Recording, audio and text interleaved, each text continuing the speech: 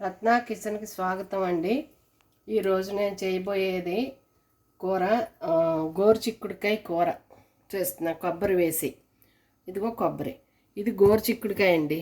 గోరుచిక్కుడుకాయ కొబ్బరి, దీనికి కావాల్సిన పదార్థాలు అన్నమాట. పోపు సామాన్ ఇది శనగపప్పు, మినప్పప్పు, ఆవాలు, జీలకర్ర, 2 ఎండుమిరపకాయలు, 2 పచ్చిమిరపకాయలు, పసుపు, కరివేపాకు, సాల్ట్ అనండి. దీనికి కావాల్సిన పదార్థాలు ఇవి. ఇప్పుడు మనం స్టార్ట్ చేసుకుందాం. ఇప్పుడు గోరుచిక్కుడుకాయలని ఒక్క పొంగు వచ్చే వరకు ఉడకపెట్టాలి. నీళ్లు పోస్తానండి.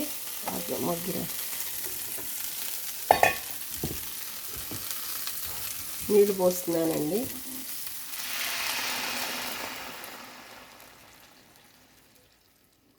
ఇది ఒక్క పొంగు వస్తే చాలు. ఒక్క పొంగు వచ్చాక వాడేసేసుకోవాలి. దీనికి ఇప్పుడు సరిపడ్డా ముక్కకు సరిపడ్డా ఉప్పు వేసుకోవాలి. చెప్పు ప్రోజన్. నేను గోరుచిక్కుడుకాయలని ఫ్రోజన్లో తీసుకున్నానండి, అందుకని ఇలా ఉన్నాయన్నమాట. మీకు కట్ చేసిన ముక్కల్లాగే ఉన్నాయి. ఇవ్వనండి. సాల్ట్ వేసేసాను. అలాగనే పసుపు కూడా ఉడికేప్పుడే వేసుకోవాలి. ఇది ఒక పొంగు రాగానే మనం మిగతా ప్రొసీజర్ చేసుకుందాం. ఇగోనండి, ఇట్లా ఉడికిపోయింది. ఇప్పుడు దీన్ని మనం పోపు వేసేసుకోవడమే. పోపుకి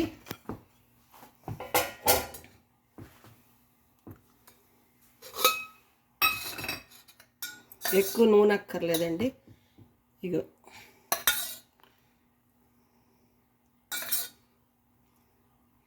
2.5 చెంచాలు వేసుకున్నాను.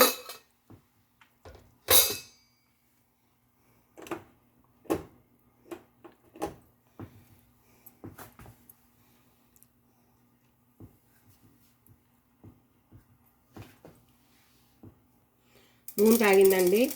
శనగపప్పు వేసుకుంటున్నాను. అలాగనే మినప్పప్పు. పోపు కొంచెం ఎక్కువగా ఉంటేనే బాగుంటుంది కూరకి. మన పంట కింద పడి చాలా బాగుంటుంది. ఆవాలు అన్నీ కూడా ఒక్కొక్క స్పూన్డేనండి. జీలకర్ర 1/2 స్పూన్ చాలు.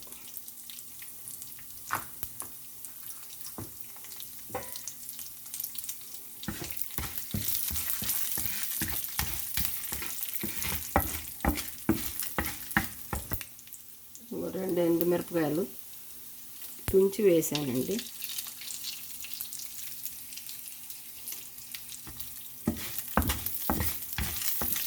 అంటే కలర్ఫుల్గా ఉండడానికి నేను ఎక్కువ ఎండుమిరపకాయలు వేయను. పచ్చిమిరపకాయలు 2 ఎన్నో వేస్తాను. ఎందుకంటే కారం ఎక్కువ తినమండి మేము, అందుకని పిల్లలకు కూడా కారంగా ఉంటుందని కొంచెం కమ్మగానే చేస్తాను ఏదైనా సరే. అందుకని తగ్గించి వేసుకున్నాం. మీకు కావాలంటే ఇంకో 2 ఎండుమిరపకాయలు వేసుకోవచ్చు, 2 పచ్చిమిరపకాయలు ఎక్కువ వేసుకోవచ్చు. ఇది కమ్మటి కూర అండి. పిల్లలు కూడా ఇష్టంగానే తింటారు. చాలా బాగుంటుంది, ఆరోగ్యానికి మంచిది. ఎందుకంటే గోరుచిక్కుడుకాయ కదండి, అందులో ఫైబర్ ఎక్కువ ఉంటుంది. మనకు ఫైబర్ ఉండాలి కదా శరీరానికి. ఇదిగోనండి, ఇప్పుడు పచ్చిమిరపకాయ, కరివేపాకు,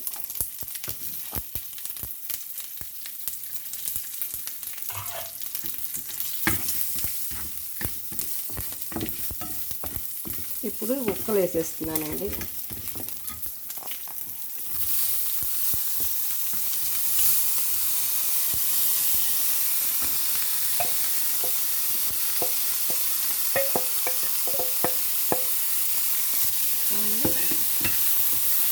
కూర ముక్కలు అన్నీ వేసేసాను.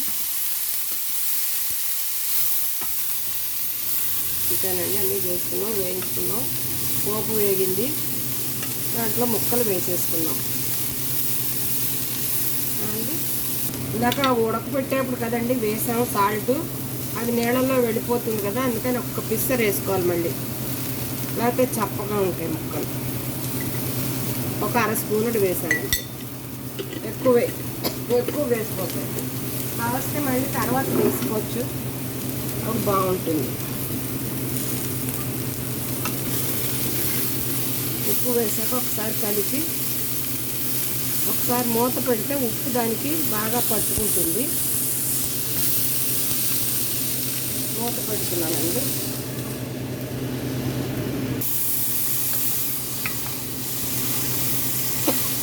ఇదండి, ఇందులో ఇప్పుడు ఇగో కొబ్బరి ఒక కప్పుడు తీసుకున్నాను. కొబ్బరి పొడి ఇక్కడ అదే దొరుకుతుంది కదా, మనకు కూడా దొరుకుతుంది. డెసిడెడ్ కోకోనట్ అన్నమాట. ఇది తీసుకున్నాను కప్పుడు. ఈ కప్పుడు ఇందులోకి వేసేసుకోవచ్చు.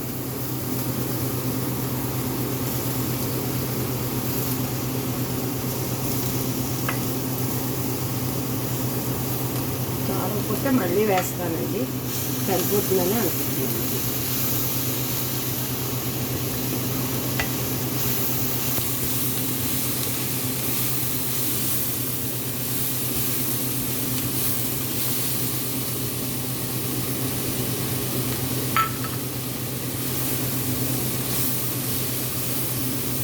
చూడండి ఎంత కలర్ఫుల్గా ఉందో, చక్కగా గ్రీను వైటు, అలాగనే మిరపకాయలు కూడా వేసాము, కొంచెం అక్కడక్కడ రెడ్గా బాగుంది. అంటే కలర్ఫుల్గా ఉంటుంది.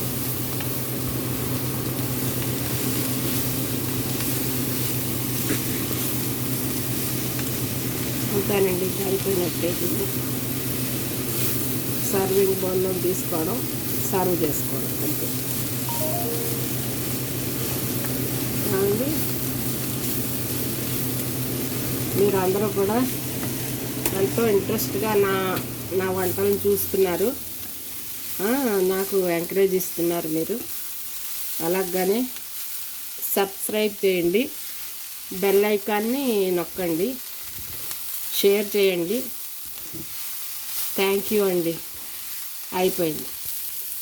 ఇది ఇప్పుడు సర్వింగ్ బౌల్లోకి తీసేస్తున్నాను. సర్వింగ్ బౌల్లోకి తీస్తున్నానండి. ఇంకా సర్వ్ చేసేసుకోవచ్చు. అయిపోయింది.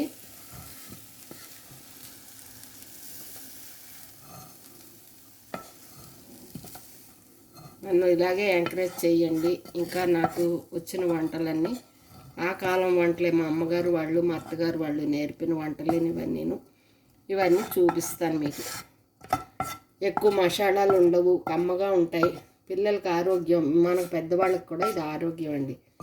అందరూ కూడా చక్కగా ఆనందించి తినచ్చు. అది థ్యాంక్స్ అండి.